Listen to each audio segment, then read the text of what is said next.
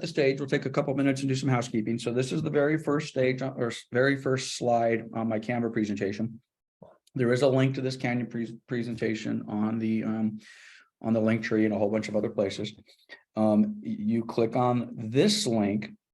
This link will take you to the PDFs. So this is a freshened up version. So if you're looking at the PDF we had from last week, I don't know how many pages it was, but now we have 43 pages on this PDF, which includes the entire quote unquote listing package, which is our title of our form here. And then if you scroll down to probably around page 17 or 18, I think it is, you'll see a page break, which I think is right here. It's not loading, but I think this blank page, yeah, there we go. And then we're in what we're referring to as section 2, which is the RPA section. My intention today is to finish the last couple of pages of the residential listing agreement, a couple of disclosures that we didn't get to last week. And we will definitely be getting into the RPA section of our training course today. So at some point today, we'll get through this. So this is just the printed PDF materials if you guys want to use them to follow on. And of course, the link is here. I also took the link and I copied and pasted it into chat. So if you are having any trouble getting this link to work for you, there is a chat link there. This is a link to a Google Drive. So I have had some people that aren't super familiar with the Drive and have had some challenges. So if you do have some challenges, open it up, let us know and we'll go from there. So we're also broadcasting it on Facebook Live. And I was talking to Mike Saleh before everybody else got here. And apparently he watched last week on Facebook. So those will be there. And we're just going to leave them there. And then for those of you that were at the sales meeting, on Tuesday, I showed you that on our CBTC portal website, we're also archiving those there. So if you're going to watch it the next couple of days, probably very easy to find it on Facebook. But 6 months from now, it might be a little harder to find it on Facebook because it's going to be buried with a whole bunch of other stuff, and you'll be able to go to our website. So before I jump in, any questions on what we started or covered in the last week or so, or are we feeling pretty good? Okay, but one last thing before I jump in, there are these, whenever you see a slide that has the survey link, this survey goes the same place. It's multiple places through this presentation, and I'm basically putting it like near the end. I would really appreciate, matter of fact, let me just copy this. I'm going to take this survey, this is the survey, by the way. Let me just copy this. I'm going to put this survey in chat as well. I really would appreciate it. We're trying to do a lot of surveys and improve upon what we're doing. So here is a link to the survey, and just tell me what you like, tell me what you don't like. Here to improve. So so survey link above. I just dropped that in chat as well. All right, guys. So we're going to jump in. I'm going to escape out of this view. I've got to scroll several pages to the left. Okay, so where we left off last week was basically at the bottom of the residential listing agreement, but we had a couple pages left. Yeah, so here we are. So we're going to pick up with the seller's advisory. Keep in mind, from a contractual standpoint, I feel the need to say this since this is contract college, the contract with the listing agreement is the RLA. Okay, everything else is not contract. Everything else is either a disclosure or an advisory or some sort of statutory requirement. But if we end up in some sort of litigation, or we're arguing about money, what's going to prevail is what's written in the actual 5 pages of the residential listing agreement. So on the seller's advisory, let's just jump in. So we've got our introductory, top of page 1, in effect, telling the seller kind of about, hey, this is what to kind of expect. These are the things that you might expect as you go through this process. It could take a long time. Things get delayed, market conditions and factors. So these are all conversations that I believe you should be having with every single buyer and every single seller, and kind of setting the stage on not only what to expect, good, bad, and otherwise, but hey, there may be some challenges or whatever those market conditions are, or anything that's special for that particular property. So if you're doing, like, for example, a 1031 exchange, probably going to want to have a pretty detailed conversation about how this transaction includes some additional special things. If you're selling a tenant occupied rental, Well, guess what? That has its own set of challenges. If you're listing a property that's involved in a divorce, well, that has its own set of challenges. So this is just kind of your opportunity to sit back and say, hey, these are some things that we need to be aware of. It also talks about disclosure duties. Of course, guys, you know, this gets to be a broken record. You know, we're constantly talking about, you know, what's required, the duty to disclose, our fiduciary duty to the clients. And you're going to find this trend all throughout our disclosures and our contracts where you'll see this known material facts that may or may not affect the desirability or the value of the property. So this is another one of those places. And by the time we get through all the other parts of the disclosure, these should be terms that will flow off of your tip of your tongue about disclosing material facts. Now, again, they have to be known. It's kind of hard to disclose things that you don't know.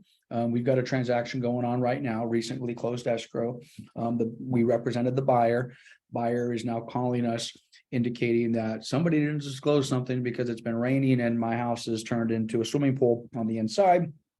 And this buyer is thoroughly convinced that the seller had some known facts, material facts affecting the value, desirability, or condition of the property, and they failed to disclose it.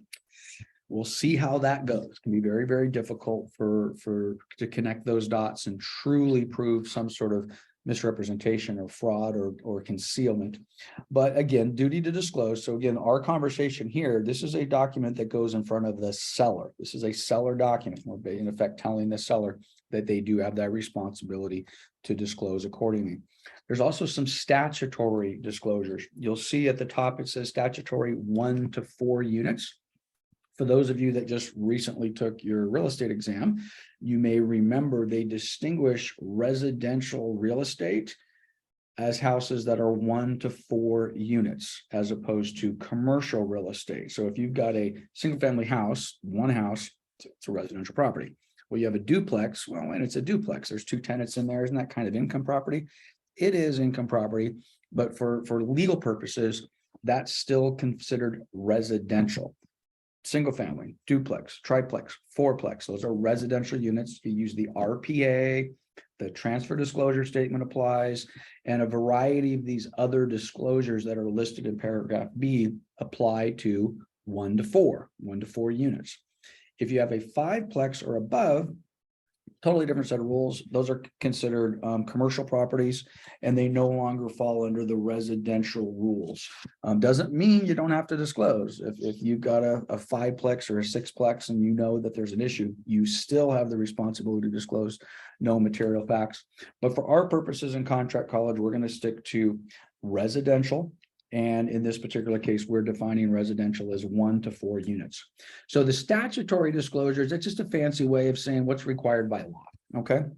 Well, you have things like the transfer disclosure statement. I'm not going to get into too much depth here. Why? Because we're going to do a whole day on transfer disclosure statement when we get to that. Same thing with the NHD, natural hazard disclosure statement.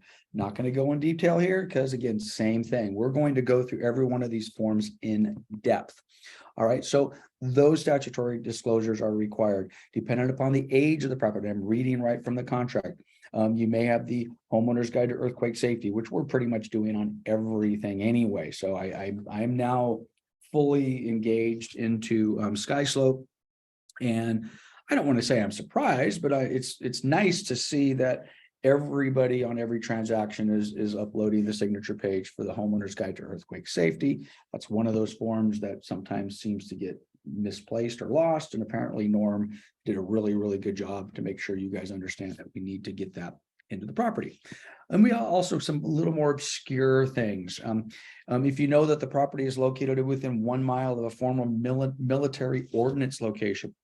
I was in the business for a while before. I wasn't really sure what ordinance. I was thinking like a city ordinance, you can't park your car here, you can't park there. That is not what this is talking about. They are talking about ordinances as in bombs.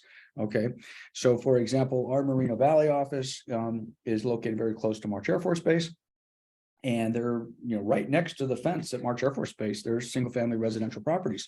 So if you're in one of those properties or own one of those properties and you're selling one of those properties, you can look right across the fence and you're looking at March Air Force Base, which is not active duty military, but it's active duty reserve. If, well, maybe not, those two things don't go together, but it's a reserve base.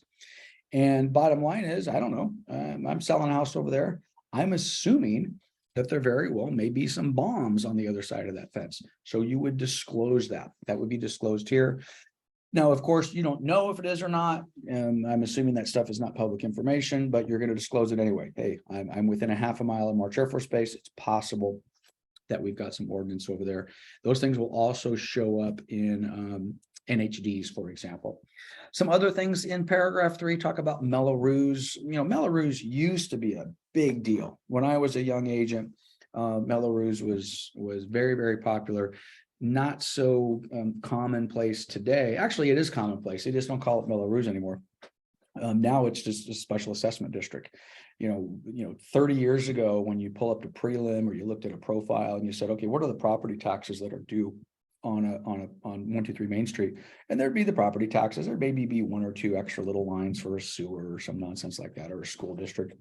Now, every single property, if you don't see at least 10 or 12 or more different tax assessments on the prelim, that would be unusual. Those tax assessments are frankly what we used to call in many cases Mello-Roos, community facilities districts. Now they're just special assessments. We have them all the time. You know, you pay $2 a year for mosquito abatement, you pay for the off ramp on the freeway, you pay for the school, so on and so forth. So that's what they're referring to here. And again, the duty of the seller to disclose is, hey, these affect the property. Now, in this particular case, as is the case in a lot of these, the seller is not going to know. So how are we going to disclose this? Well, the seller is going to disclose this in the form of a preliminary title report. They're going to disclose it in the form of a natural hazard disclosure report or some supplemental report that's going to help them in that regard. Doesn't help them with the TDS though. Certainly helps them with natural hazard disclosure. So those in effect are what they're referring to on the disclosure side under the statutory disclosures. We'll go into much more depth on these when we actually pull these forms up. Death and other disclosures. Okay, it is the seller's responsibility, and by the way, the listing agent's responsibility and the buyer's agent's responsibility to disclose the death in a property that has occurred 3 years or less. Okay, so, and you might say, wait, how would the buyer's agent know? I have a million stories where maybe I'm an agent whom I'm very active in an area, and I just know, hey, someone died in that property a year ago, and now maybe it's the seller, maybe it's now an estate or something like that, and the listing agent came in from out of town. The listing agent may not know, but I know. I represent the buyer. Nobody's saying anything about, hey, there was a death 2 years ago in the property, but I represent the buyer. I have the duty to disclose. Okay, so don't think you're insulated that, hey, if the seller didn't disclose it or if the listing agent didn't disclose it, I don't have to disclose it either. It must be disclosed. Now, the general rule on this, guys, is if the death has occurred from in the last 3 years, it must be disclosed. Now, I'm going to give you a couple of different examples, and we could argue this, and some of you might want to challenge me on this, and I'm ready. So let's fight it out if we need to. So I'll give you a real life example. We managed a property, and on Memorial Day weekend, God knows how many years ago, I get a phone call, and basically the phone call is, hey, your tenant has been shot and killed inside the rental property. So horrible thing, circumstances we won't get into, but bottom line is my tenant was murdered inside the property. So now, after all the dust settled and all the rest of that sort of stuff, we re-rented that property at a later date. Did we disclose the fact that there was a death in the property to the incoming tenant? Yes. And in that case, we also disclosed the nature and the manner of that death. Okay. So and the landlord, quite honestly, the owner was like, I don't know about this. No one's going to want to rent this property. You know, the previous tenant was murdered. I said, well, I get it, but we're disclosing it anyway, because the last thing, of course, we want to do is have that tenant move in and in effect find out, 24 hours later from the neighbor next door, oh, did they tell you that, the prior tenant was murdered here, 4 months ago, whatever it happens to be. We don't need that liability. We disclose it. Same thing, of course, applies to the buyer. Now, in this real situation, we continued to manage that rental for several years, and then we sold that rental several years later, more than 3 years later. We were not obligated, nor had the legal duty to disclose that there was a death in the property, because at the time we sold it, I think it was 5 or 6 years later. I insist that we disclose it anyway. Okay. Now, was that necessary? And this is where maybe we could have a discussion or an argument about it. Legally, no. But in our case, I'm always, you guys, you understand, we can get sued for completely false grounds, and we have to defend it, and we have to go through the process and all the rest of that. I'm not interested in a lawsuit that I know I can win, but it'll take me tens of thousands of dollars and multiple months, if not years, to defend. So in that case, and by the way, the owner did not want to do that. And I said, well, if you're going to list with us, we're doing it. And that's just how it's going to be. So there are some circumstances where I do recommend that the seller disclose the death of the property, depending upon the manner. And again, a murder in a property to me is a little bit different than, hey, grandma just passed away peacefully in the back bedroom. So you've got that. Now you also have this other one. This is kind of odd. So for some of us that are a little older and maybe lived through the HIV/AIDS crisis back in the late 80s, mid to late 80s, we may have a little different perspective on this than maybe some of the younger folks. But there was a tremendous amount of hysteria around HIV and AIDS back in the 80s. Because of that hysteria, by statute, the legislature basically said that even if the death did occur within that 3-year window, the duty to disclose the cause of that death was not required. And not only was it not required, the seller or the agent was not to voluntarily give the information of what the manner of the death was. So in other words, hey, somebody died in the property 2 years ago. Oh, by the way, they died of HIV/AIDS. If you did that as the agent or the seller, you in effect were violating California Civil Code. I don't know what the punishment would have been. I don't know how that would have been prosecuted. I don't know of any litigation that came out of that, but that was prohibited unless you were asked. Okay. So if the buyer said, hey, I understand there's been you disclosed that there was a death in the property, I'd like to know how, what was the manner of death? If they did ask you that question and you knew whether it was from HIV, AIDS virus, or any other cause, in that case, you would have to disclose. So this is a very unusual one. It's still the law. Quite honestly, I don't really think anybody pays any attention to it now, because again, it's not quite as big of a deal. Not that it's not a big deal, but it's not quite in your face politically and socially as it was back in the late 80s. So there is that little caveat there. That is the only caveat. And by the way, disclosing the manner of the death isn't necessarily required. So again, let's use my murder example, where, the person was murdered. I could disclose, hey, there was a death in the property, a year ago.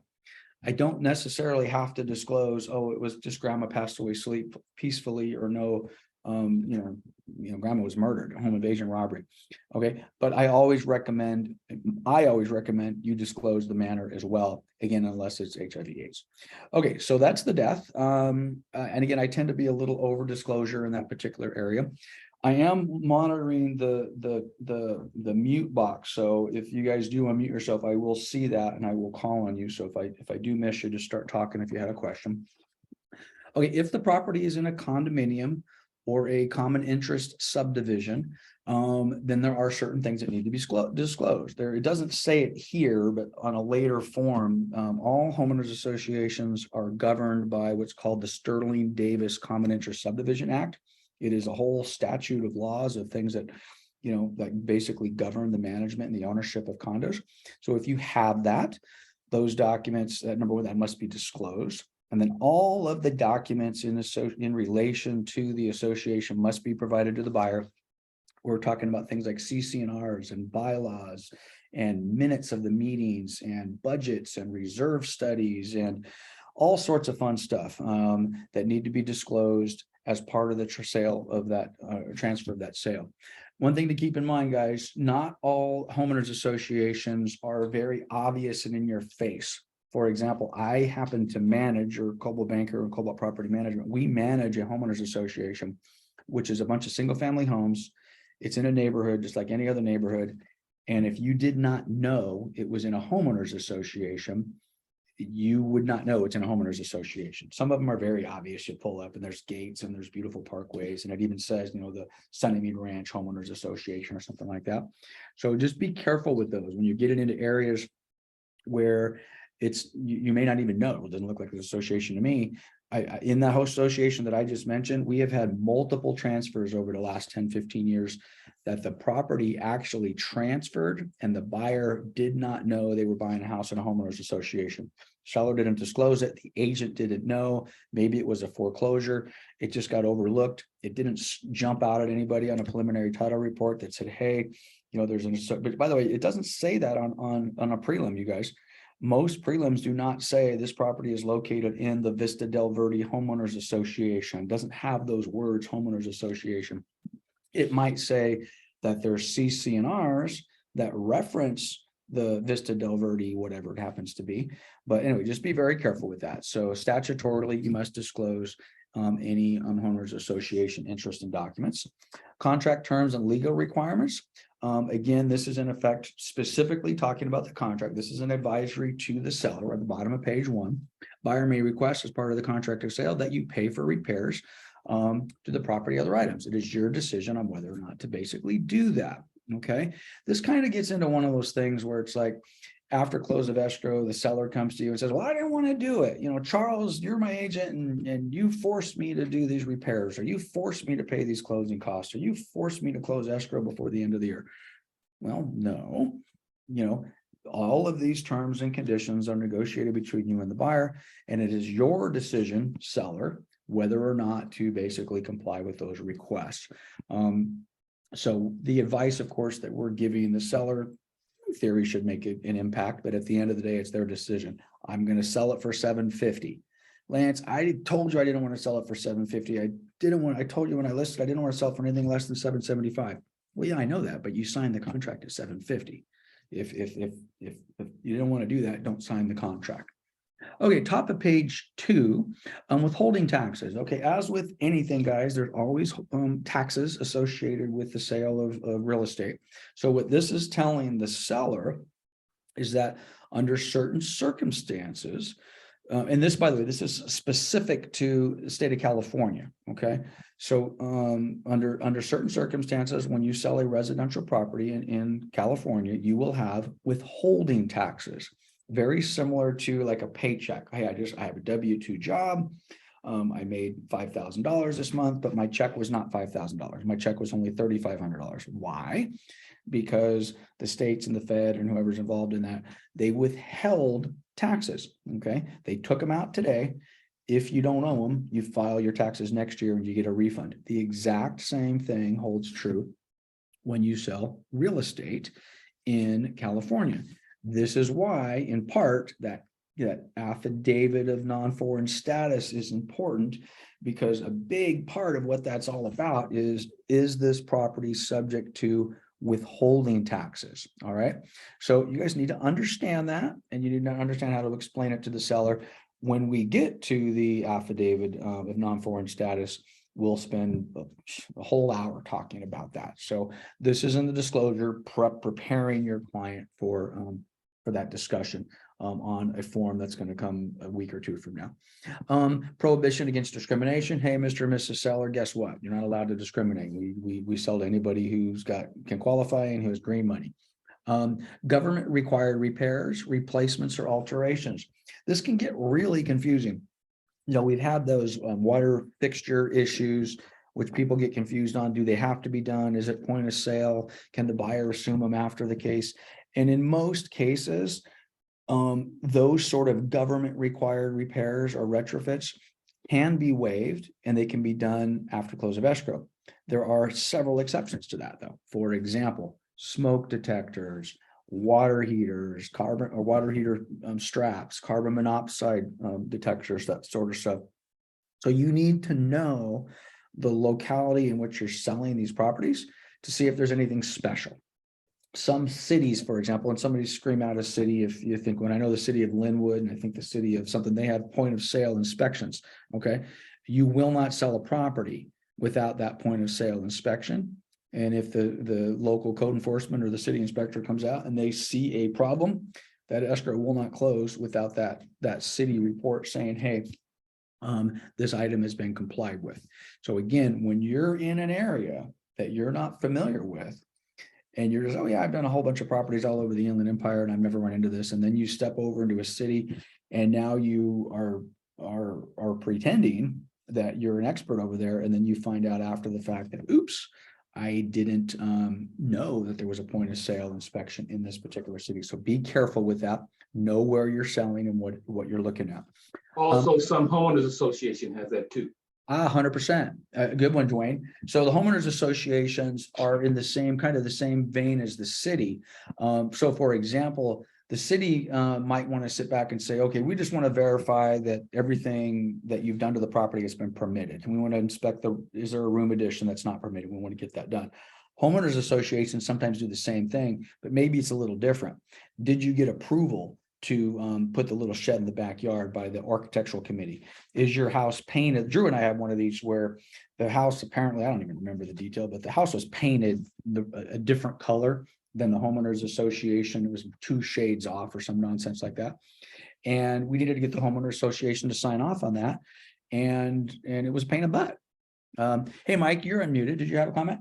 Yes, 2 cities near the office of Covina that require city inspection, Azusa and El Monte. There you go. There you go. And it's not all that uncommon, guys. There are many cities, certainly within our market area, that are going to have those type of things. So anyway, good comments, Dwayne. Thank you for that, Mike. Okay, EPA lead-based paint. So again, we're going to do a whole thing on the lead-based paint advisory, but the gist of it here is it is preparing the seller that says, hey, if you've got a house that was built pre-78, you're definitely going to fall into that category. For those of you who are like, well, why do I have to do this if the house was built in 1992 or 2000 or whatever? And the logic that in effect is probably makes the most sense is, for those of you that have a bucket or gallon of paint sitting in the corner of your garage that maybe's been there for a little while, everyone seems to have a gallon of paint somewhere. Now, again, do we have a gallon of paint that was been sitting there for 45 years from 1978? Probably not. But, when we were closer to 1978, when I got into the business in the 80s and stuff, we were still dealing with that because it's like, well, maybe someone grabbed a bucket of paint out of grandpa's house and started painting their fascia with old paint. Could that house built after 78 have lead-based paint? Potentially it could. So the bottom line is we're disclosing it. And then the bigger thing is, if you are selling an older house, so again, let's just stick with the definition of a pre-1978, you do need to disclose whether there's been any corrective work on that. Did you scrape the paint off of the exterior fascia and repaint it? Well, of course I did. It was super old. Okay, well, did you do that correctly? Meaning when you scrape the paint off of the fascia, did you let the paint just kind of fall into the garden? Or did you have it all collected so that not one little scrap of lead-based paint fell onto your garden, okay, and in theory contaminated that area? So that has to be disclosed. My folks have a place and my grandparents had a place down in the desert. Guess what? I need to get that thing painted here. There's 30 layers of paint on the fascia of this property. The house was built in 1955, and when we start scraping the paint off of that fascia, there's going to be some lead-based paint under there. I have no idea whether that was handled, 25 or 30 years ago. So I'm assuming it's lead-based paint. So when I do that and I have that done, if we don't basically remove that old paint properly, in theory, we could be contaminating the ground below with lead-based paint. And in theory, that would be something that would need to be disclosed and cleaned up. So we'll have a whole thing on lead-based paint. Paragraph F is the standard. This is throughout the contract all over the place. We are not attorneys. We are not tax professionals. You need to get proper advice from a legal person, a tax person, an insurance person, a title person, or whatever it happens to be. So this is just kind of our standard disclosure of making sure that the buyer understands, or the seller in this case understands. We're going to give advice. Sometimes we overstep. I tend to do that a lot. I know the answer, but the reality is, well, I probably shouldn't be giving that answer because that does borderline legal advice. So be careful with that. Marketing considerations, pre-sale inspections and considerations. So this is, hey, what are you going to do? Drew and I are going through this with one of our properties right now, which, by the way, Drew, you need to call Dr. Gass. He's looking for some offers, or he's going to be calling you. But we just had this conversation with him. Do you want to do anything to the property before you sell? What are you going to do before you sell? Are we going to do a termite inspection? Are we going to do a septic inspection? Do we think we have some mold or discoloration issues? So all of those pre-sale considerations are things that we would talk about with the seller. I'll give you one example. You guys may not know this, I've gone way beyond smart here. And years ago, I said, hey, I'm going to go get my general contractor's license. So I have a general contractor's license. So I have a greater knowledge of a condition of a property than in theory, your average person who doesn't have a contractor's license. Well, I have a greater knowledge. That means I have a greater duty to disclose. For about 9 months before I got into the real estate business, I worked at Terminex when I was 20 years old. And I had a branch 1 and branch 2 structural pest control licensed by the state of California. So I know a lot about termites and I know a lot about ants and roaches and all that sort of stuff. Well, I now have a higher standard to disclose those things. So I go out on a property, I see what to me is obvious a termite problem. I may, not always, but I may turn to the seller and say, hey, this is the deal. This is obvious. This is going to be an issue under these circumstances and this price point and this particular property. I recommend we get a termite inspection in advance. We want to get in advance, so we just kind of sort of know what's going on. So that's what they're referring to in these pre-sale inspections and conditions. And there's a variety of other things in here, but it's best practice to kind of go through this and potentially, not always, sometimes you'll do it in advance and it'll backfire on you. And you're like, man, I wish we wouldn't have done that. We didn't need to do it. The buyer didn't care about it. But now we got these disclosure issues and which, by the way, keep in mind, if you do something like that and you don't like the results, you're stuck with it. Okay, I'll give you an example. We may or may not talk about this later. I'll just use my termite report, for example. So we go out and we do a term, and by the way, we could do this before we list it, or we could do this in the negotiation process or after we have an offer accepted. We want to get some termite. We think we got a termite problem. We go out and we order an inspection. Inspection comes back and says it's going to be $4,000 and it needs to be fumigated. Seller's like, oh boy, I don't want to do that. Let's go get a second bid. We go get a second termite inspection. That guy comes back and says, oh, guess what? It's going to be $2,500, but we don't have to fumigate. We're going to replace some wood and we're going to locally treat it. Seller's like, wonderful. That's much better. I'm happy with $2,500. I don't want to fumigate. Well, the seller might be happy with that, but you now have 2 reports. Both of those reports must be given to the buyer. Buyer's got to see both of them. $2,500 local treat, $4,000 fumigation. Which one is the buyer going to want? Buyer's going to want to spend more money, and the buyer's going to want a fumigation, which, by the way, is a better treatment. And that's a legitimate reason. Local treats the local little termites over here. Fumigation kills everything. So keep in mind, as you're going out chasing bids for termites or roof certifications or whatever, those bids that you did not like, the high bids that wanted a whole bunch of stuff, or the bids that the seller did not like, all of those are material facts. Those are known material facts, must be turned over to the buyer. That happens every day. And quite honestly, every day there's probably a seller or an agent who is taking that high bid or that high report and stuffing it in an envelope or throwing it in the shredder. Can't do that. Bad news. Post-sale protections. Okay, so what can we do to protect? Again, we're talking to the seller. What can we do to protect the seller after the sale is closed? The gist of this is talking about, in effect, recommending that the seller provide a home warranty, or just make sure a home warranty is put in place prior to close of escrow, so that the buyer has that. This truly is the commercial for getting a home protection plan or a home warranty plan. And by the way, I don't mean to minimize it. There's some value there, and quite honestly, a lot of sellers and agents and buyers, for that matter, have been very happy that they got themselves a home protection plan. I don't like to use the word warranty, by the way. I try not to say that, even though it says warranty right in here. It's not really a warranty. I tend to use the home protection plan and kind of in effect say, hey, guess what? It's not going to cover everything, and it doesn't warranty everything. And there's some caveats associated with that. Safety precautions. Again, we're talking to the seller. Guess what? Be smart. Okay, I'm going to hold an open house. and we're going to put a sign on the property. We're going to put a lockbox on the property. There's going to be photos all over the place. Don't do stupid stuff. So if I'm holding an open house, put all your jewelry away, lock it up, put, God forbid you got guns, put them in the safe, get them so all that stuff is inaccessible. Be smart. And of course, keep your insurance and all the rest of that sort of stuff. Drew or maybe Dwayne or somebody will tell me my memory's failed, but I don't recall of anybody ever stealing anything out of any of my properties. Certainly anything of any value. And I've done this a very, very, very long time. And I used to be the king of open houses. I was holding open houses that were had people in them in jewelry boxes that frankly probably weren't secured very well. And if somebody wanted to go in and take a ring or a necklace out of a thing, they could have. Does it happen? Of course it does, but I haven't had that experience.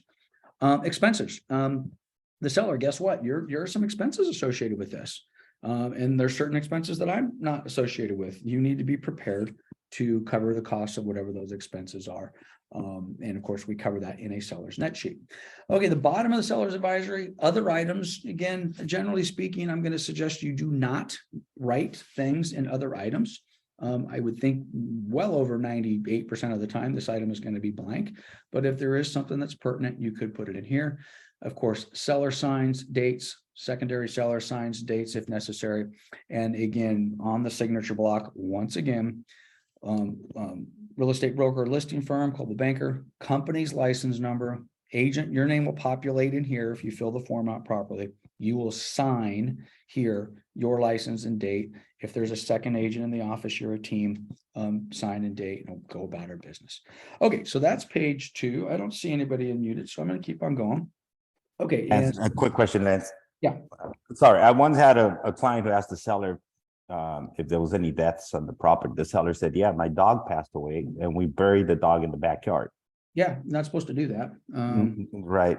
But is there any requirement for sellers to disclose that? No, you don't have to disclose death of pets, but you do, if you did, let me give you a better story, Javier. Mike Boab is an agent in our office for years, closes escrow on a property, and there's 2 stories here. I'll tell them both very quickly. The buyer moves in, a couple months later, buyer's going into the attic, opens up the hatch to the attic and sees all sorts of black soot, basically fire damage in the attic. Oh my gosh, what happened? Well, guess what? The seller did not disclose it. There was a fire in the property. The fire was cleaned up and put out, everything was restored, but they didn't go clean up, if you will, the soot. There was no damage, there was no charred lumber or anything in the attic, but they didn't clean it up and they didn't disclose it. So we went through weeks and weeks and weeks of trying to relay to the buyer that everything was going to be okay. And at the end of the day, it was a pain in the ass. Now, Javier mentioned a dead dog buried in the backyard. That exact same property, about 6 months later, this was horse property. And the buyers out there with the tractor moving some stuff around. And guess what they dug up? There's a couple of dead horses buried in the backyard. Okay. You can't do that. Okay. And again, if you're over a certain age, that's what you used to do. You would, I don't know anything about horses, but your dog died, you buried it in the backyard, you put a little thing there and you go out and visit your dead dog every now and then. But you're not supposed to do that. So, what do you got to do? You got to dig up old Buster and go relocate them somewhere else. So, but certainly with like commercial or farm animals, don't bury them in your backyard. And if you did do that, gosh, I suppose you'd have to disclose it. But in effect, by disclosing it, in theory, you would say, hey, oh, by the way, yeah, I guess I buried, old Rusty over there on the back acre, but I'll dig him up and get rid of him before you close escrow. So, but let's assume that you didn't bury the pet anywhere on the property. You would not have to disclose the death of a dog. That's not necessary. Okay, again, those are those crazy, weird things that we run into. So great question, Javier. Okay, so the last form as part of our listing package is the California Consumer Privacy Act. Frankly, this is very similar to what you guys get every single year. If you've got a Visa or MasterCard or something doing business with Bank of America, your bank, they send you that disclosure that says, this is how we handle your personal private information. This is basically the same as that. Okay.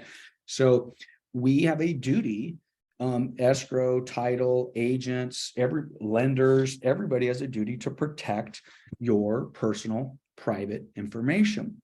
This is why we have an absolute, conniption fit. I'll come into the office on a Saturday afternoon, I'll walk by a copy machine, and an agent has inadvertently left a credit report or something on the copy machine with social security numbers or personal private information. That's a big no. You cannot do that. So we in effect are saying we are here to protect this data and that we are going to handle it professionally. I sometimes wonder if we do that all the time, or do we get a little bit careless with this? There was a lender who was in our office not that long ago that was doing a cash out refi for a very, very famous person. And everyone would know it if I named this person. And I won't name him, but he was telling me and other people in the office, hey, I'm doing a loan for this person and blah, blah, blah, blah. And this is how much money they make. And this is what they got in the bank. I'm like, oh my God. Okay, great. Total 100% violation of the California Consumer Privacy Act. So again, we got to keep this information safe and secure, and make sure you do your part. Don't be careless and leave stuff on your desk or anything like that. This is the signature page. Again, this is another one of those pages where this is a multiple form. Buyer signs it, seller sign it, landlord signs it, tenant signs it. This will be a theme of mine. I hate it when I see buyer. I don't mind seeing buyer seller together on one form, but I really don't like it when they put buyer, seller, landlord, tenant all in the same form, but it is what it is. So I don't write the forms. So buyer will sign here, acknowledging, as with is so many times the case. Actually, the seller is signing this right now because we're still in the listing package. What they're doing is they're basically acknowledging that they've received a copy of this. Okay. So seller signs and dates, and away we go. Okay. We are done with all things within the listing package. So I will pause for just a second to see if anybody unmutes. I don't see anybody unmuting, so I'm going to keep on rolling. Okay, so we made it through that. This is just the bottom of that page. There's nothing to see here, just the disclosures, the bottom of the one-page form with the CCPA. So we finally made it to the RPA. So now, just to put this in context, guys, everything that we just looked at over the last 2 hours or 2 sessions and a half of a session here was, if you pull up the RPA, the residential listing, the RLA, all of those forms populate. So that's why we did those, and that's why we did those in order. Now we're going to do the exact same thing. So if you go into zip forms and you say, hey, I want to get the RPA, this is what you're going to get. So you pull it up, and the first thing that pops up is not the RPA. Just like the RLA, you get the agency disclosure form, or the disclosure regarding agency relationships. Then what do you get? Just like in the listing agreement. Now we're getting this in front of the buyer, of course. So the buyer now gets to do the agency form with their agent. The buyer now gets to get the Fair Housing and Discrimination Advisor, the FHDA. Then what do we get? Look familiar? The buyer now gets the PRBS. So it's the exact same forms, the wire fraud advisory, that you pulled up when you got the listing agreement. And then after you've gone through those forms, then you get to the RPA. Okay. So now for those of you that missed day 1, session 1, I am not going to go back and go through the, excuse me, let me go back. I am not going to go back. Let me go back here. Okay, I'm not going to do this again. We already did it. Okay, so if this is your first session or you missed day 1, you're going to need to go back and watch the video, and you're going to go back and I explain in detail how we deal with the agency disclosure. We go through the Fair Housing Addendum, we go through the PRBS, and we go through the wire fraud advisory. Okay, but need to know the only difference is you're now putting these in front of the buyer to sign first. Okay, clear as mud. Very good. So now we get to jump into the RPA, and here we are. So we're going to start. I'm going to see how far we get through the RPA before 1:30 and see how much progress we can make. So I am on the top of page 1 on the RPA. And what do we have here? Very similar to the listing agreement, if you remember, the very top line to fill out is the date that we prepared the listing. Well, we have the exact same thing here. What is the date that you, as the buyer's agent, prepared this RPA? It's important, if for no other reason, it could be different than the date that the buyer actually signs this thing. And it certainly could be different than the date that the seller signs these things. So I don't want to say, I was going to say in a perfect world, that's not true. But let's just say what we would like to have happen is today is January 19th. I'm writing the offer today on January 19th. I'm going to sit down with my buyer this afternoon on January 19th, and they are going to sign on January 19th. It's now going to get presented to the seller. They're going to look at it tonight, and they are going to accept it on January 19th. The reality is that just doesn't happen anymore. You know, I'm going to call out Dwayne again because, you know, Dwayne and I have known each other for 35 years. And back when I first got in the business, that actually was pretty common. You know, you'd hold an open house on a Saturday or whatever it happened to be. A buyer would write the offer, or an offer would get written. You'd connect with the listing agent. We'd go over their house that night. We'd go back and forth. Maybe there was a counter. The agents would jump out and run to across town, get the buyer to sign it, or the buyer might be parked out in front of the seller's house. And we'd get it done, man. It was honestly, it was great. It was in so many ways a much better way to do business, even though I love electronic signatures and emails and all the rest of that. But the best part is we got offers written and we got them accepted quickly. Whereas now, quite honestly, if you get an offer, you know, submitted and accepted within 2 or 3 days, you're lucky. It just doesn't happen anymore. So these dates can be very, very important for a bunch of reasons, and they'll become a little bit clearer later. So let's just suppose you write the offer on this date, whatever it happens to be. The offer from is, of course, is the buyer. Very similar to the conversation we had about when you're taking a listing agreement. Be very precise in understanding who your buyer is. And that seems like an elementary question, but I got to tell you, far too many times, contracts are written, contracts are signed, escrows are opened, and then 2, 3, 4 weeks later, you realize that the buyer's name is different, or they have a middle name, or they're a junior or a second or a third, or you wrote the contract as Mike and their name is Michael. All of these things are very, very important. So take an extra minute to make sure that when you're writing the buyer's names, that you have their legal name. Charles, you're unmuted. Would that also apply if they're buying it under a trust? Correct. It 100%. And I was going to say it applies even more. No, it doesn't apply even more. It applies equally. So, for example, Drew and myself and Drake, our corporate trust for Coldwell Banker is DLD Partners. That's the name of our corporation. Not quite, because it's DLD Partners, comma, Incorporated. Well, not quite. Because I think, and I might be wrong. See, this is my corporation. I might even be wrong.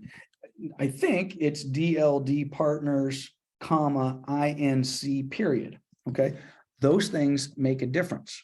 So you're like, wait, come on, man. It's really? Yes, really. So you want the exact name of the trust, the corporate entity, the buyer. Do they want to use their middle name? Do they not want to use their middle name? Do they use their middle initial instead of the middle name? All of these things are important, which, by the way, these mistakes are relatively easy to fix. It's not a big deal necessarily of modifying a contract and modifying escrow instructions and adding a middle name. But trust me, get it right the first time, because even though I said it's not a big deal, those are the type of things that cause you heartburn. They cause you headaches. They're hard to do. They cause delays. So make sure you get the name correct from the very, very beginning. Same thing with the property address. It seems silly, but is it 123 Main Street, or is it 123 Main Avenue or Boulevard or whatever? These things will cause you heartburn later. So get it down straight. City, plug the county in. A lot of people get lazy. They don't put the county in. I don't get it. Plug the county in, get the proper zip code. And of course the APN, get the APN number. It's very easy to find, plug that information in there. Postal mailing addresses may be different from city jurisdiction. This is a big thing. Like, say, for example, this is almost a disclosure issue. I used to manage properties in the community of Gavilan Hills. If you guys are familiar with that, Gavilan Hills is unincorporated Riverside. And it's horse properties, some beautiful properties, frankly, mixed with some not so beautiful properties. But the reality is, there's really no such thing as Gavilan Hills. If you write an address, 123 Main Street, Gavilan Hills, California, with a zip code, the mail will get delivered to Gavilan Hills. But the reason people in Gavilan Hills say they live in Gavilan Hills is because they don't want to actually put down that the property is technically located in the city of Paris. Okay, so they're trying to mask that, hey, I think Gavilan Hills is nicer than the city of Paris, so let's say we live in Gavilan Hills. So be careful with that. Okay, that is something that potentially could be a material fact. That, oh my God, I didn't know I actually just bought a house in the city of Paris. I thought I was in this special city called Gavilan Hills. Well, no, you weren't. So be careful with that. Okay, paragraph C, terms of the purchase price are specified below on the following pages. So now we're getting into the terms, pretty straightforward.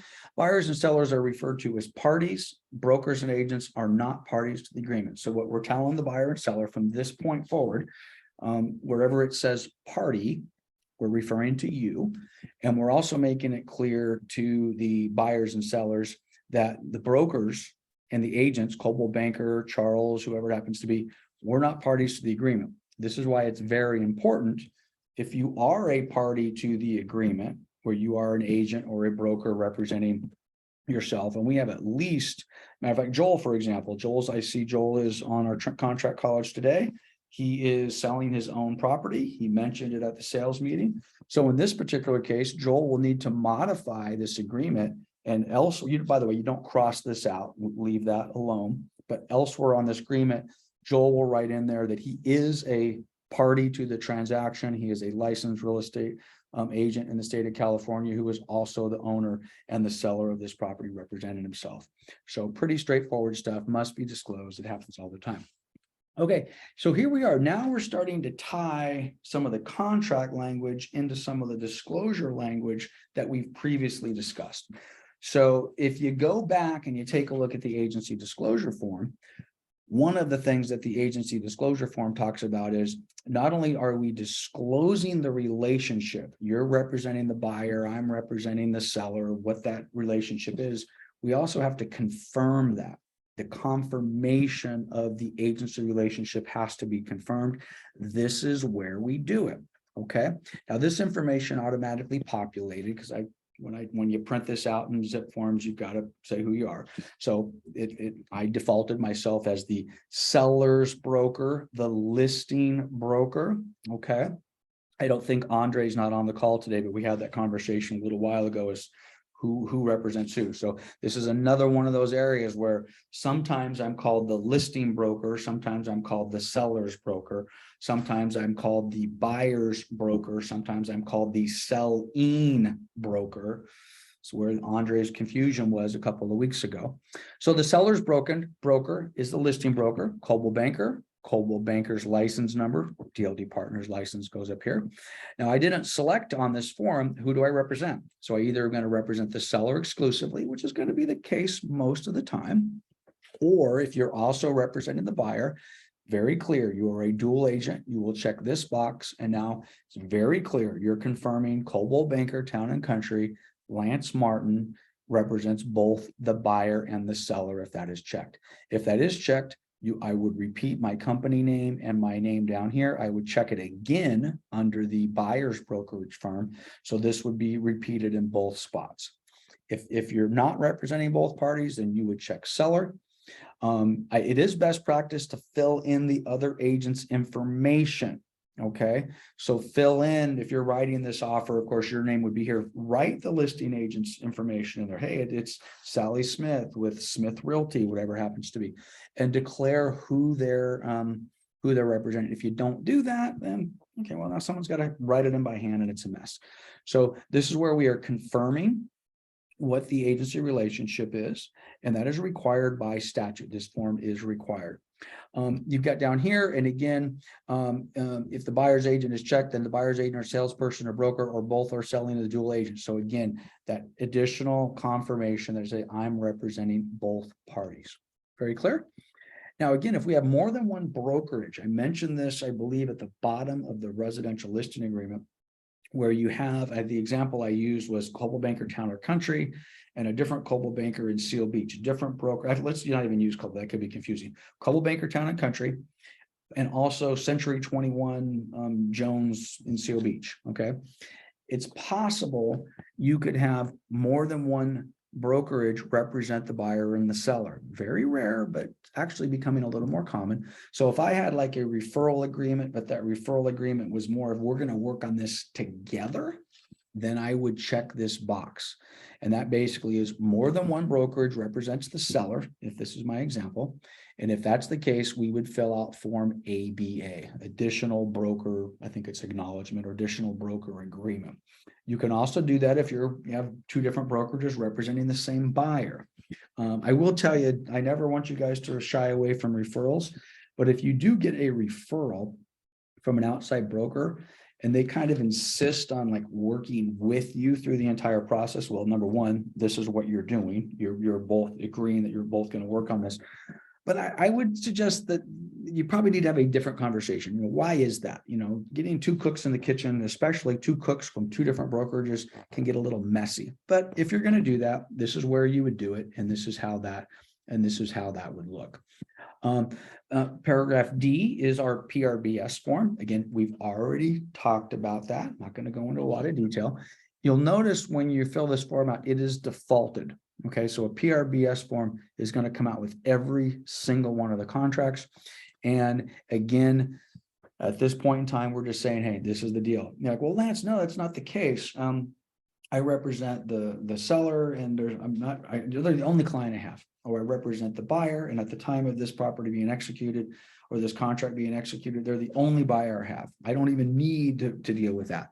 Well, yes and no. And the short answer is no. We're going to do the PRBS regardless, because tomorrow you could start working with the buyer, and then ultimately that buyer relationship could change something because maybe this contract falls out or something else happens. So our PRBS is going to land here at the top of page 1. All right, okay, moving right along. So now we're getting into the meat and potatoes of the actual contract itself. Now, this is kind of sort of new. They reorganized the form. They kind of put this nice little template of boxes in here. I think on balance, they did a good job kind of clarifying a lot of things within this form, that most of which were already in the other form. But I personally believe this is an improvement. It makes it a little bit easier all the way around. So we've now had a little bit of time to work with this new 16-page RPA, and this is an area of an improvement. So you're going to notice in here, it's going to refer to a paragraph number. So for example, 3A refers to paragraph 5 and 5B elsewhere on the contract, or 3C can refer to paragraph 32A, which is basically the last page of the contract. So what they've done is, let's take a look at paragraph 3C for a second. That's on the very last page of the contract. So what they're telling you is that's important. The expiration of the contract is an important item on the contract. It's going to show up 15 pages from now, but we think it's so important, we're bringing it to the front, and we're going to kind of list all of these things that we really want in your face. Okay. And one thing that the CAR attorneys are pretty good at is they want to try to make these forms as easy as possible for two reasons. Number one, they want to draft a very consumer-friendly report, or not a report, excuse me, a consumer-friendly contract, so that when you've got buyers and sellers looking at this, reading it on their own, is it written in plain English and can they understand it? And generally speaking, I think the answer to that is yes. Most people with a little bit of understanding of contracts can go through this and kind of figure this out. But the second reason, which is actually probably the first reason, is they want to also make this as simple as possible for the realtors. And they don't want the realtors writing contract language and making stuff up on the fly. So they want to make this as precise and as simple as possible. And one of the way that I think they've done that is they've come up with this grid view for these important terms and conditions. So let's jump right in. So paragraph 3A, which is we're going to reference down the road on page 5, or paragraph 5 and 5B, is the price. So what is our price? Our price is $850,000. You're going to plug that in here. And then of course you have the opportunity immediately to say it's all cash or not. If you check all cash, we're going to talk about what that means. We're going to probably want proof of funds and a variety of other things. No loan contingencies necessarily would apply. If you don't check this, it's assumed that farther on down the form, we're going to talk about financing. Okay. Paragraph B. And again, stop me guys if you have any questions. Close of escrow, COE. So the default on, actually there is no default, excuse me. So you have to make a selection. Okay. So it's going to be so many days after close of escrow, or on a date. Okay. So this to me is always best to pick a date. I do not like close of escrow to be 30 days after acceptance or 40 days after acceptance. I've been teaching this class for a very long time. And I'll teach it to, I'll pick on Charles for a moment. Charles is in my class. I go over it and over and over it. And then 2 weeks later, Charles gets an offer accepted. And then I look at the contract and it says, close of escrow to be 30 days after close of escrow. I'm like, oh, okay. Or not after close of escrow, 30 days after acceptance. I'm like, Charles did not listen to me. All right. So there's nothing wrong with putting 30 days after acceptance. It frankly is more common for agents to do that, which is why I think a lot of our agents have kind of fallen into this trap that everybody seems to do it. So let's go with that. To me, it's just not best practice. Whenever you do 30 days after acceptance, I guarantee you the calendar's not going to line up right. People are going to be counting days differently. Today's January 19th. If I represent the buyer and I say 30 days after close of escrow, at least today, that buyer is probably thinking, well, 30 days from now is around February 19th, maybe the 20th, the 21st, something like that. Sometimes these offers don't get accepted for 6, 7, 8, 9, 10, 11, 12 days. Well, now it's not anywhere close to February 19th. Now we're talking a day somewhere in March. So I don't like it. So I recommend when you're writing this with the buyer, first person you talk to is the lender. Hey, I'm Sally Smith at Sally Smith Loans. How long do you need to get this escrow closed? How much time do you need? And this is a little bit of a different conversation, and I'm being a little cute, but I mean every word of this. So let's just use Brett. So Brett Reichel with Loan Depot is one of our guys. And let's suppose he's doing it with my buyer. And I'm like, hey, Brett, you've got him qualified. Everything's great. How much time do you need? And he says, I need about 30 days. I'm like, okay, well, what happens? I mean, I don't need an about. I need, so do you need 30 or do you need 35? Oh, 35 should be good. And okay, Brett, this is the deal. If you don't close in 35 days, are you willing to pay $100 per diem to extend this escrow? And again, I'm picking on Brett, and he would give us probably a more precise answer. But if your lender hesitates at that and says, well, wait a minute, you want me to pay a penalty for every day we don't close after 35 days? If they hesitate, which a lot of them will, then they'll come back and say, well, geez, give me 45. So then I turn back and say, okay, this is the deal. So if I give you 45 days, and same question, if we don't close on day 45, are you prepared to pay $100 per diem penalty? And I will keep asking that question until the lender says, yes, I'm prepared to pay it.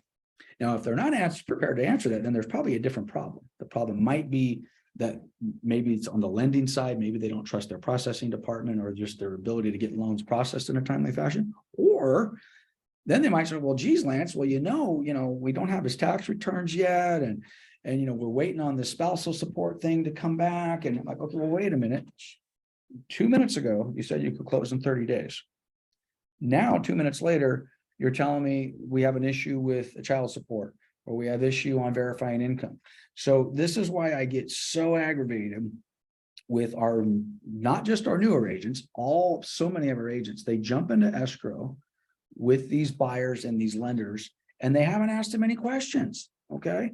So you got to push them. And if you push them, you will discover things that maybe you otherwise didn't know that maybe there's not only a problem with the lender, hey, guess what? We can't get appraisals right now. Oh, it's taking a long time to get appraisal. Okay, well, fine. We're going to talk about that in a minute because we have a certain amount of time that we have contractually committed to remove an appraisal contingency. So if you're telling me you need more time, I need to deal with that now. Okay, along with a variety of other things. Okay, so I've whipped that dead horse.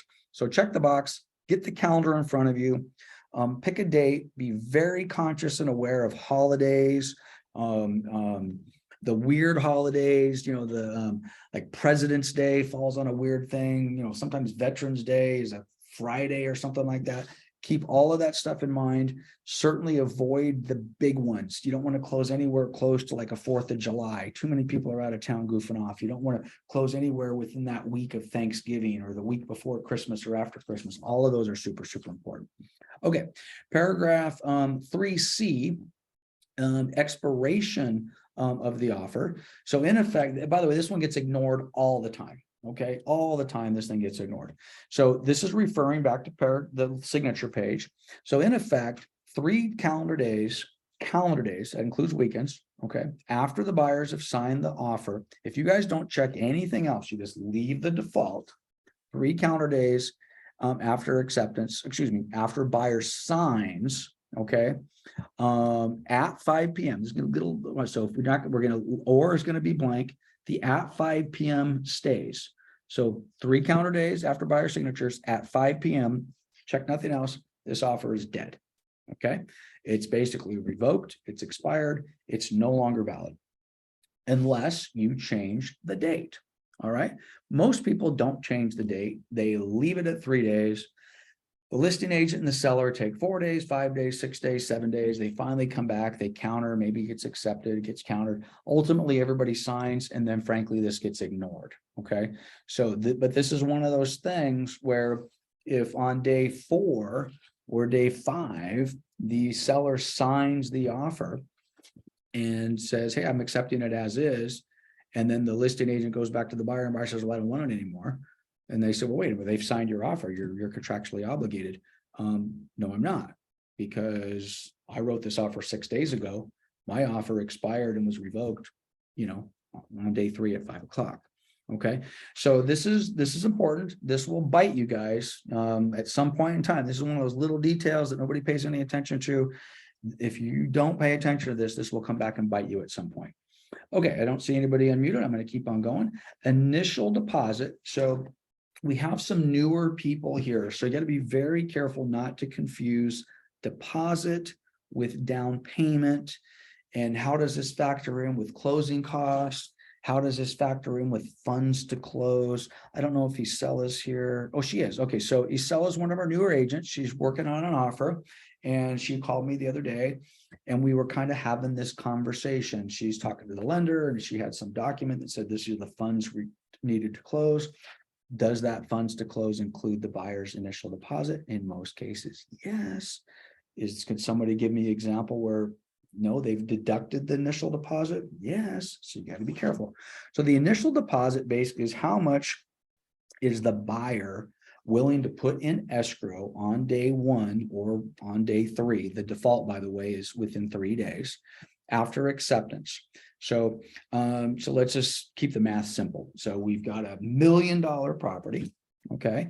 So, well, what's a reasonable earnest money deposit on a $1 million property? I would argue that it's not $500. I would argue that it's not $2,000 or $3,000 or $4,000 or $5,000.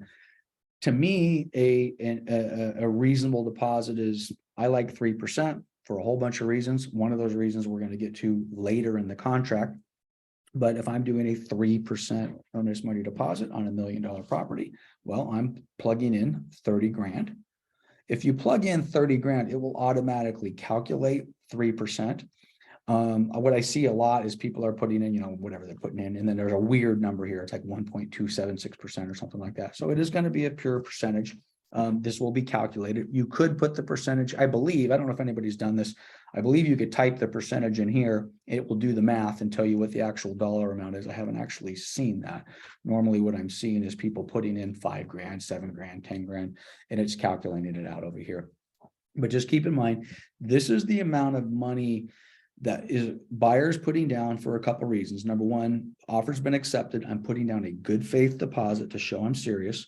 I'm also willing to put that money at risk. So if I back out as the buyer for any reason that's not contained in one of the contingency portions of the contract, then I understand that my money is at risk and the seller could take that money as damages for me basically failing to perform.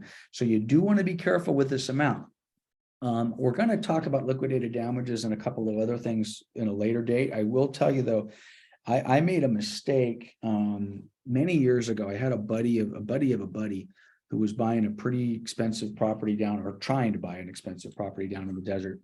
And we wanted to show super good faith. Our offer was super serious. And we basically, I suggested, and they agreed, that we put down $100,000 earnest money deposit. I think the purchase price, this was a long time ago. I think the purchase price was maybe $1 million. I don't know. But anyway, it was 10%. So let's just use that number. 100 grand, that definitely was the number. And I don't know what the purchase price was, but it was $1 million or whatever. So when it is a 10% earnest money deposit. The reason that wasn't necessarily smart on my behalf is because everything that could go wrong with that did go, well, not everything, but a lot went wrong. So the main thing that went wrong is almost immediately after the offer was accepted, escrow was open, $100,000 was deposited into escrow. The buyer decided they didn't want the house. My client changed their mind. Okay.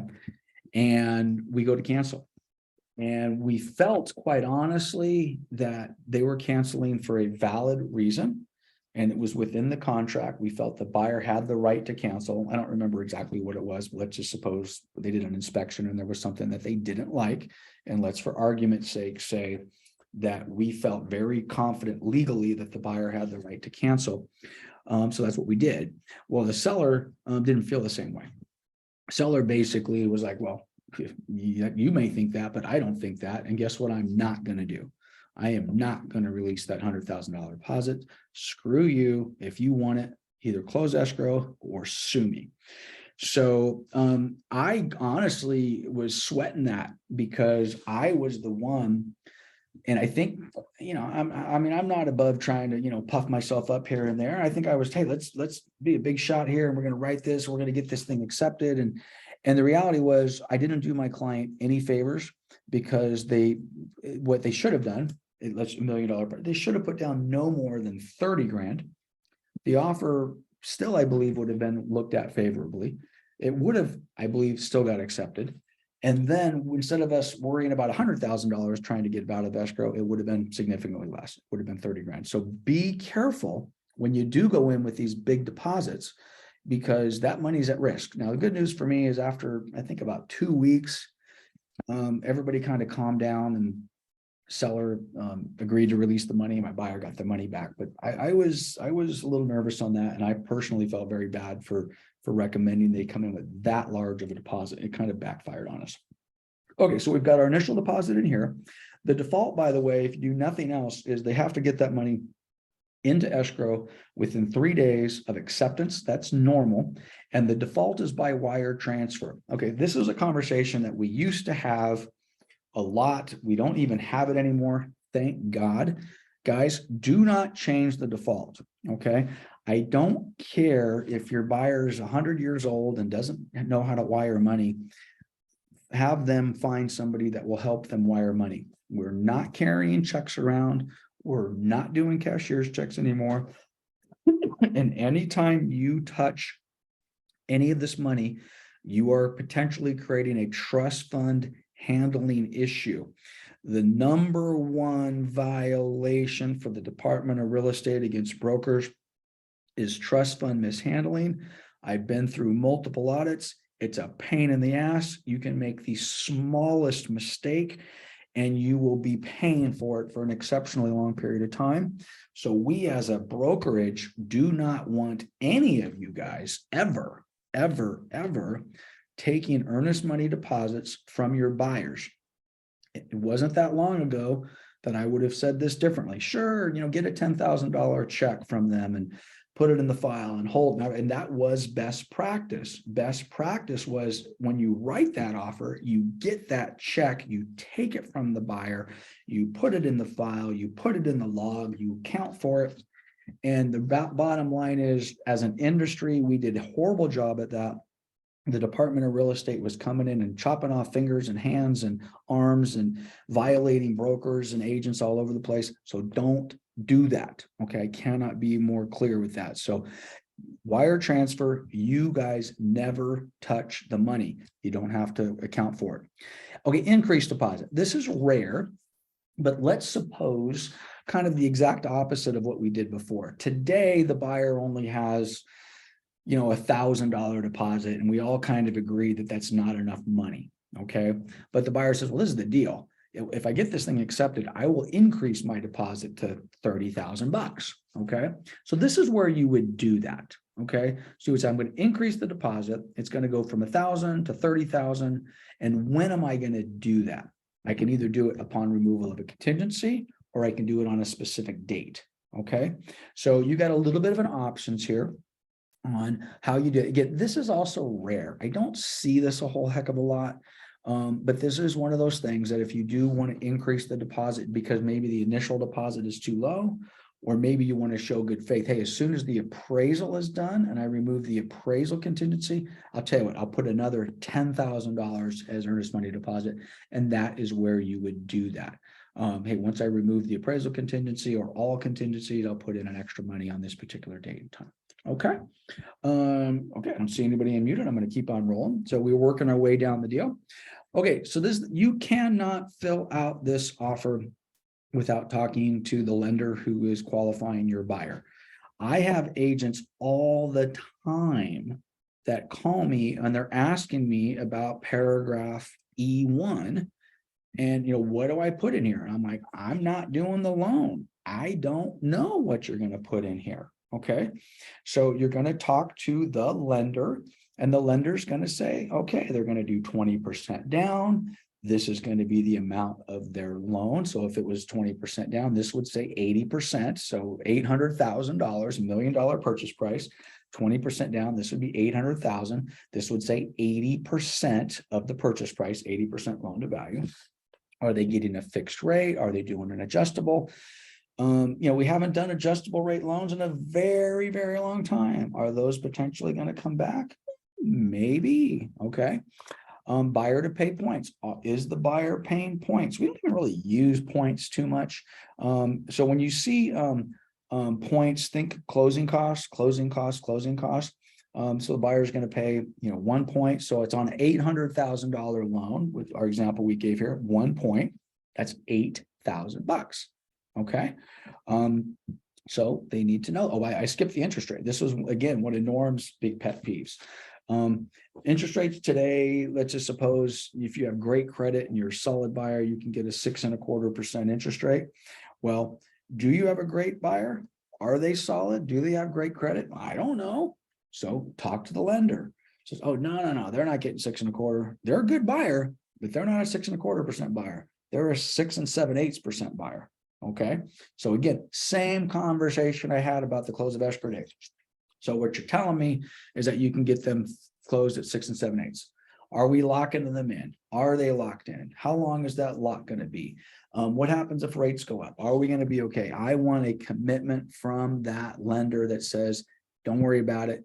This is the rate that they're at, and this is the rate that they can qualify for. And as long as we can get this thing closed within 45 days, 60 days, whatever we agree to, my lock is good through that period of time. So you're going to plug that in. Keep in mind, whatever you put in here, that buyer has to get that. So let's suppose they think they're getting a 6 7/8, but you put 7.5 in here. If the rates go up and you put 7.5 and they can still qualify at 7.5, they're buying this house at 7.5, not 6 7/8. So be careful with that. What you don't want to do is what we used to do back in the old days. We used to put best available rate, you know, prevailing rate. That was the industry standard for a very, very long time. And that is frowned upon these days. So do not do that. Lock in a rate, make sure the lender understands what they're looking for. We're going to come to this bottom paragraph here in a second. So over here, the default is conventional. A conventional loan is basically anything that's not a government loan, all right? So conventional, those are kind of your traditional, I'm going to put down 5%, 10%, 20% or more.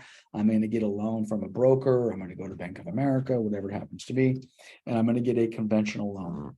If it's not conventional, and of course your lender will tell you this, oh no, they're better off with an FHA loan.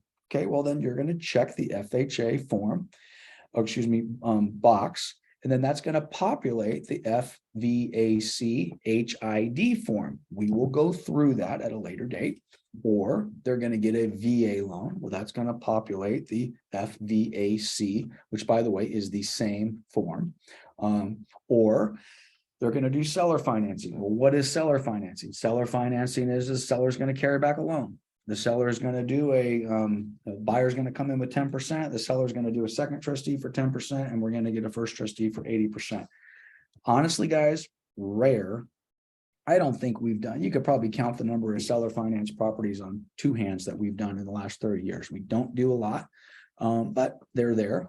I don't know, maybe it's going to be a CalHFA, or maybe they're going to do an 80-10-10. They're going to do a variety of other things. So your lender is going to tell you what type of loan they're looking at. Okay. Now, if you did check FHA or VA over here, then this little paragraph down at the bottom applies. So if FHA, VA is checked, deliver first, if FHA or VA checked, deliver list of lender required pairs within 17 days. So what are we talking about here? So you will get a lender required repair on, by the way, you could get a lender required repair on something other than FHA or VA. It's possible, it's not quite as common. But when the lender sends out the appraiser and the appraiser does their evaluation, hey, this property, by the way, you're not going to get $1 million FHA.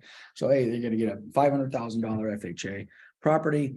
And, oh, and by the way, the value of the property is fine. However, here is a list of lender required repairs. This is referred to as a VC sheet. It's a page on the appraisal, and it'll say things like peeling paint, or the carpet is bad, or replace the stove, or whatever it happens to be. So on those items, and this, by the way, this buyer is not going to get an FHA or a VA loan without those items taken care of. They are a condition of the loan. Doesn't matter whether they qualify, doesn't matter how much money they have in the bank, doesn't matter even if they're putting more money down. If those items are on the appraisal, they get done. So what they have here is 17 days after acceptance, they have to do that. Now, later on this form, you're going to notice that the appraisal contingency removal is also a 17-day window. So these two are kind of tied together. So basically, before I even accept this, or before I move forward, I have to turn to my lender again and say, okay, we're doing FHA. How's things going with appraisals? Are they getting done quickly? Can you get me the appraisal done and get it back within 17 days? If the answer is no, then you need, well, how much time do you need? Oh, Lance, it's taking me a minimum of 3.5 weeks. Okay, so what is that, 25 days? Yeah, okay, are you sure? What happens if you don't get it in 25 days? Are you willing to pay $100 per day penalty? Oh, so at any rate, whatever that answer is, plug it in here. Make sure you have enough time to get those, not only the appraisal in, but any lender required repairs that could go along with that appraisal rather. Okay, so I don't see anybody unmuted. I'm just looking down here on my list. Okay, so I'm going to keep going. Okay, additional financing. So what else are we going to do? Again, this is rare. I don't see these a lot, but so, well, I'm going to do an additional, I'm going to do an 80% loan, but I'm going to do a 10% second. Okay, so I would have an $80,000, 10%, or 100. Actually, I wouldn't be 10%. I would get back to my $1 million sales price. 80% loan, $800,000, a 10% second, $100,000. So it'll be 100,000 here, 10% of the purchase price over here. Is it fixed? Maybe, maybe not. Again, where is this money coming from? You know, is a lender doing an 80, 10, and 10? Those programs haven't existed for a long time. I don't even know if you could get an 80, 10, and 10 right now. I don't think you can. Okay. Or is it coming from mom and dad, or where's this second coming from? So the same type of questions need to be answered. How much is the second trustee? What's the interest rate? Are there additional points? Where's it coming from? Oh, it's coming from the seller. The seller is going to carry back a second for 100 grand. Okay, well, then we need a seller financing addendum. All that sort of good stuff. Occupancy type. This is important. This just happened yesterday. I was on the phone with the client yesterday, not my client, but an individual who had just purchased property. And I don't know this person, don't know him from Adam. We're having a conversation about something I won't get into right now. And the buyer, they just closed escrow on this house, this property, I don't know, a week ago, 2 weeks ago. And the buyer said, oh, by the way, I'm supposed to be living in the property. And of course they're not. Okay, well, that's loan fraud. All right, so, wow, okay, you just volunteered that information to me. You don't even know who I am. So it's important, guys. This portion of the contract is there for a reason. Lenders loan money in many cases based upon occupancy type. Okay. Hey, Dwayne, you're unmuted. Go for it. Just wanted to emphasize that you might want to emphasize that the agents are using current contracts, because this one we're looking at now was just revised in December, right, of last year. Yep. If they had anything printed in November, it's not stating anything about points. Ah, okay, excellent. Yeah, and great point, guys. We do not use old contracts. So if you have a contract that gets submitted to you as the listing agent, and maybe its agent doesn't do a lot of business, maybe they don't even have access to zip forms and they just pulled something out of a drawer, or they did a photocopy of it. By the way, that contract is perfectly valid. You got, for those of you that just took your real estate license, right? You can do a perfectly binding legal contract written on the back of a napkin at the Denny's restaurant. You know, these are the price, these are the terms, buyer signs, seller signs, that's binding. But of course, we don't do that because we don't want to end up in court. We don't want to put them in trouble. So always use the most current contract. If you use the most current contract and there is litigation, and that litigation is pointing out a flaw in the contract, there's some language in the contract that is defective, then the California Association of Realtors will defend us. I've been in organized real estate now for my entire 30 plus years in this business. To my knowledge, they've never had to go into court and defend language in their contract. But if you use a different contract, something you pull off the internet, or you just did something on your own and you get sued because of default language in there, which, by the way, our errors and omission insurance would have a problem with that as well. Drew and I would have a huge problem with it as well. Use the current contract. Okay, so hey, we're pushing up on 1:30, so this is good timing. Let's finish the bottom of page 1, and then it'll be a great place for us to break. So getting back to occupancy type, is the buyer going to live in this as the default, by the way, is their primary residence, meaning I'm getting this loan, owner occupied, I'm moving in, okay? That is their primary residence. Or no, I'm not moving in. This is a secondary home, vacation home, whatever it happens to be, but not a rental. So secondary and investment are different. So secondary is I'm buying this house, no one's going to live in it, but I'm going to go there on the weekends and go up to Big Bear and enjoy myself. Different type of financing. Or an investment property is exactly that. That is, I'm buying this as a rental. All right. Different loan types for different types of occupancy. The balance of the down payment. So if we did the math real quick, so if we went back up and let's just go to, oops. So let's go here. So we've got our initial deposit. So let's suppose here we did a let's use my other example, $30,000 initial deposit. Okay, so just somebody make a note, 30 grand. Then we come down here and we say, how much is the loan amount? Well, we said we're going to do a 20% down. That's excuse me, an 80% loan to value. That's 800,000. Okay, so we got $30,000 as an initial deposit. We got $800,000 as a loan. That's 830. How much is our sales price? Well, our sales price is $1 million. So the balance of the down payment is the difference. So that would be, and the computer will calculate this for you. So it would automatically put in $170,000 in this line, $30,000 earnest money, $800,000 loan, $170,000 balance of the down payment. The math all adds up for a total purchase price of $1 million. So for those of you that are brand new And you now tell your buyer that says, okay, cool, you need 200 grand to buy this house. Well, plus 200 grand is your down payment, but it doesn't include your closing costs, escrow fees, title fees, loan fees, prepaid interest, prepaid taxes, all of those other things. So you may not know what those numbers are. Most of us won't. If I was representing a buyer right now and they said, well, what's my total down payment and closing cost? I could give them an estimate, but it would be nothing more than an estimate. I said, well, let's get a hold of the lender. Let's find out. How many points are you paying on this loan? What are these costs? All of these fees are knowable.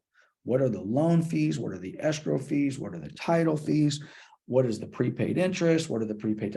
All of them are knowable, but sometimes you got to do a little bit of digging. So this would get us to the main portions of our contract. Our timing is perfect. I frankly was hoping we get to the bottom of page 1, and we did.